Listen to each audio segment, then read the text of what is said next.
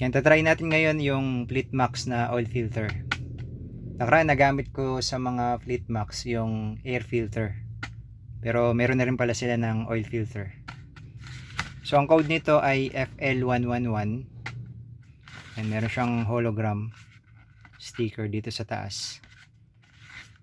Kapalit ito ng BIC 111 na filter na ginagamit sa mga Toyota. Ito yung VIC oil filter na C111. Pero ang code nito, part number ay FL111 sa Fleetmax. Yan ang loob niya. Binuksan natin siya. Magandang quality niya, yung pagkakapintura. Yan, tapos sa ilalim, yan, maganda rin yung rubber niya. Tsaka yung pagkakagawa, quality talaga siya. Yan, tapos meron din siyang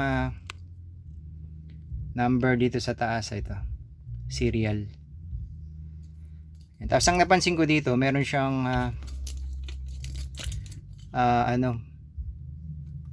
spring dito sa loob. Ayan, meron siyang spring. Yan, compare sa BIC 111. Yan, wala kasing spring itong BIC 111 eh.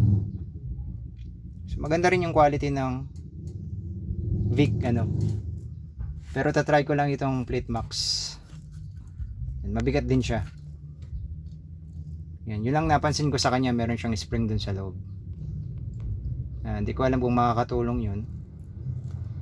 Yan, pero yun ang kaibahan niya dito sa C111 na BIC. Yan, so Fleetmax ito. Try nyo din. Baka magustuhan din ninyo. Mas mura siya compare dun sa BIC na oil filter. Yan, Fleetmax.